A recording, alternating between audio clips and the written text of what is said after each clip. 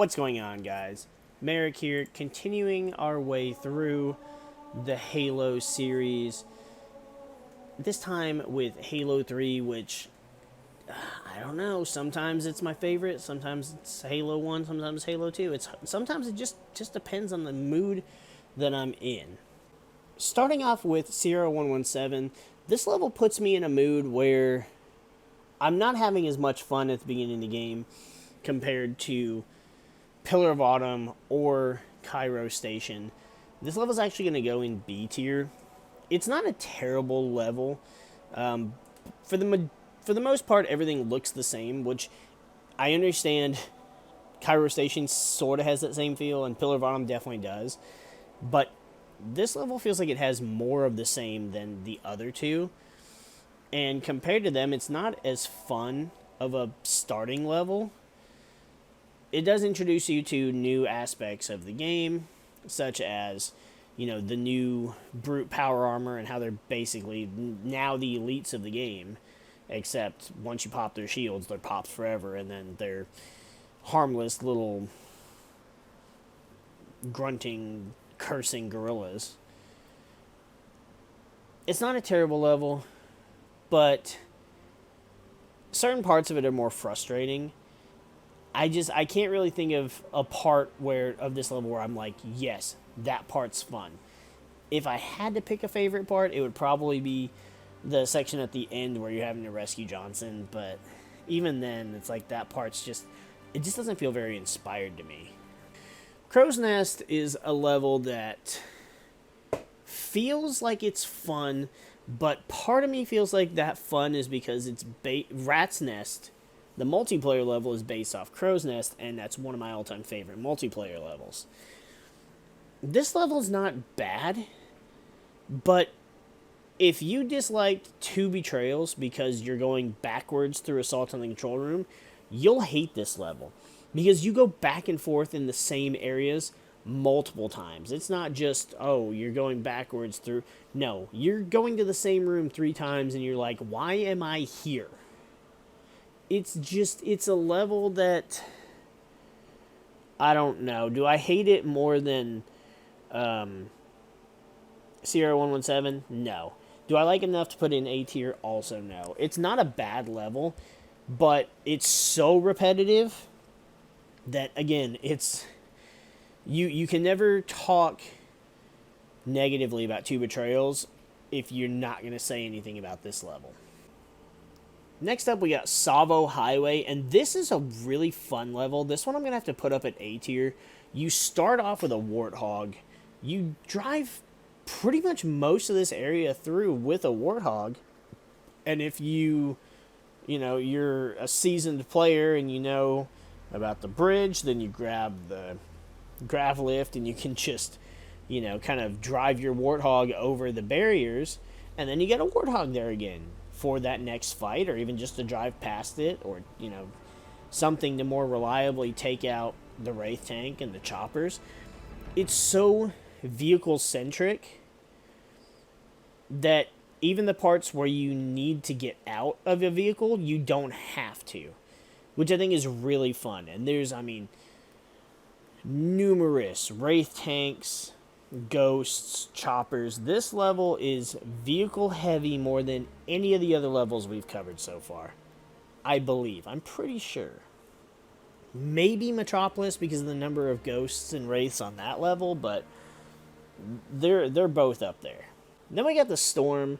This is a vehicle-centric level, but not as much in a fun way. The first half is all about vehicles, sort of. What I like to do is take out the enemies in the very beginning area, and then you open the door, and then I take the Warthog. I take the wheel behind the Warthog, and then I drive it. And then I don't get in a mongoose. I grab one of the rockets, I give it to my passenger in the Warthog, and I continue on with the area. And it's so much easier with the Warthog. So much easier. And, you can take it all the way through. Once you get to a certain point, you eventually have to get out, and then you're on foot for the rest of the level. But for about 2/3 of it, I think you can have your warthog. I think I'll put this up there with A tier. It's not as fun as Salvo Highway, but really thinking about it, there's so much that you get to do with driving around with the warthog, or even with the mongoose if you wanted. The scarab fight is more fun. Well, I mean, it's an actual fight compared to how it was in Halo 2. I usually like to take the crane, take the lift all the way up, and just wait till it gets close enough, jump off it, jump on the scarab. It's easier that way, and it's more fun. I mean, sure, it's fun to drive around and shit too, but I can't tell you my luck, the number of times the fucking scarab has kicked me off that fucking edge. It's not fun. Speaking of not fun, a lot of people seem to have a dislike for the level Floodgate. I don't dislike this level at all. In fact, I think this is a pretty fun level. You get you get elite allies. Aside from, you already have the Arbiter, and you're fighting the Flood. You get introduced to, well, the Flood in Halo 3, but then you also get introduced to the Pure Forms, which can be frustrating if you don't have the necessary weapons to deal with them. I think overall it's a fun level. It's shorter, so it doesn't drag on, even on the higher difficulties. I mean, even on Legendary mode, you can get through this level in like 15 minutes, and that's just, going at a casual pace. There's nothing really to get irritated with this level about either. It's mostly just brute flood until you get further, and even then the elite flood are not that bad to kill. The ones that have shields, you just break their shields, but I mean, if you get a sword or a hammer, you're good to go. So there's no reason to really feel any negative way about this level. Up next, we have my personal favorite, or I'd say tied for my personal favorite, which is the Ark. This is going in S tier. This level, first of all, there's something about playing in a desert biome and playing in a tundra biome. I don't like being in either one in real life. But for a video game, there's something about, I don't know what it is. I love playing on the Ark. I love playing on Sand Trap. There's something about it that's just fun. And this level has everything. You've got Sniper. You start just bipping heads like nobody's business. Then you get to the section outside where the Crashed Pelican is. Once you deal with the Prowlers, you've got a Warthog. You got Marines on Mongoose, Marines in the Prowler. You got a rocket to give to somebody. Then you got Ghosts and Choppers to deal with, and then Wraith tanks. Then you get a tank, and you blow more shit up. Then you got a Scarab fight. It's such a freaking good level. And you get vehicle play throughout almost the entirety of it once you get past the initial couple skirmishes. And then, I mean, you get that little section after the Scarab battle where you have to get out of the tank. But, I mean, it's such a short section that it's like, you're like, whatever. I can do the rest of us on foot. Switch it up a bit. It's such a good fucking level. Another good fucking level, the Covenant. I personally like the Ark more than the Covenant. But I also believe it deserves to be an S tier. I feel like every time it's debated over with Halo 3, these are the two levels that go at it as far as being the best levels in Halo 3. And I mean, this has the same thing. Introduces you to the Spartan laser. You get more vehicle play. You got the Mongoose. You got Warthogs. There's Ghosts, Prowlers, Wraiths. Then you get the Hornet. You get introduced to the Hornet. That was fun for the little bit you get to use it. Then you get a Scorpion at the end where you get to play in a Tundra section. 2 Scarab battles that you can take with the Scorpion. You can take it with the Hornets. You got the section where you fight with the Flood and then against the Flood, going backwards.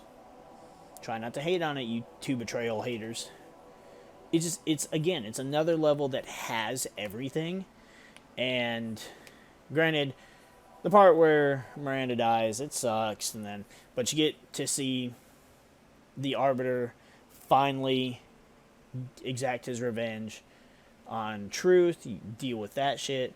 Then we get betrayed by the Gravemind. It's like, who would have saw that coming? It's just such a good level. Again, it has everything that you want in a Halo level. What doesn't have everything you want at Halo level is the level Cortana. This level's going in... Do I want to put it in D tier? I don't know that I dislike it more than the library or even keys. So I think I'm going to put it in C tier. This level, my god. So when Halo 3 came out, I played it start to finish that day. And it came out my senior year of high school. And I'm telling you, this was the level, out of all the levels, and I start all my playthroughs on Legendary. So I had no prior experience with Halo 3, and I was on Legendary. This level's the one that took me the longest. It took me longer than the Ark, longer than the Covenant, because it's so fucking the same. Everything was just like, it looked the same, and then it would be so much easier if the ranged flood didn't exist. Because the stalker forms, you just melee them, they're dead. The tank forms, you sword them, they're dead. Hammer, you can hammer too, but it's not as effective as the sword. Flamethrower, the combat forms I don't have any issues with, but those freaking ranged forms were such a bitch on Legendary. Again, it's not a terrible level, but it's not anywhere near anybody's favorite. It easily deserves to be at the bottom of the list. And it's not supposed to be fun, I don't think. Because it's, it is exactly what it is. It's High Charity, completely infested by the Flood. It's literally just a nightmare in the Halo universe. But it was nice to be able to rescue Cortana. I like how they worked that in there. I don't necessarily like that it's like, oh, well, we rescued you, Cortana, but mainly because you have the index. Would Chief have still rescued her? I feel like they tied that all in for that to happen, but it feels like Cortana would have been so much less of a priority if she didn't have the index. Then for the final level, once again titled Halo, this level's going in S tier. Again, that tundra environment, you go through the caves, and then you come out of that cave entrance, and you see the spire from Assault on the Control Room, and it's so familiar, yet it's different, and it is somewhat frustrating winding back and forth to get to the top. Just because the flood encounters are much more of a pain in the ass than the groups of enemies that were either on the tower when you're going up it on Assault on the Control Room or when you're going down it on Two Betrayals. But other than that, and once you're at the top, that fight while you're waiting on, clearing out the flood so Spark can open the door, you got Johnson lasering shit. That's a fun part of the fucking level. And then you got the little, mini boss fight with Guilty Spark, which is, It was really just a thing to just do. It wasn't really... you can't fuck it up besides really getting pushed off. If you get lasered, it's kind of... Yeah, that's kind of user error. But then, once you're trying to escape after Johnson dies, horrible part of the level. But we're not going to hold it against it because Halo 3 was, supposed to be wrapping all that up. And I guess they wanted it to... It's like they wanted to end it like they ended the first game, but they also couldn't kill the Arbiter. So I guess Johnson was just the one that had to go. But then again, you get to the end and you've got that Warthog run. And if the fucking Warthog run in Halo 1 was an S, the Warthog run at the end of Halo 3 is an SS. This thing is... It's so fun because not only do you're on a timer, but instead of having just the timer that counts down and then, oh, time's up and then it starts a cutscene and then you start over, the entire Halo ring is falling apart around you. And that shit was absolutely insane the first time.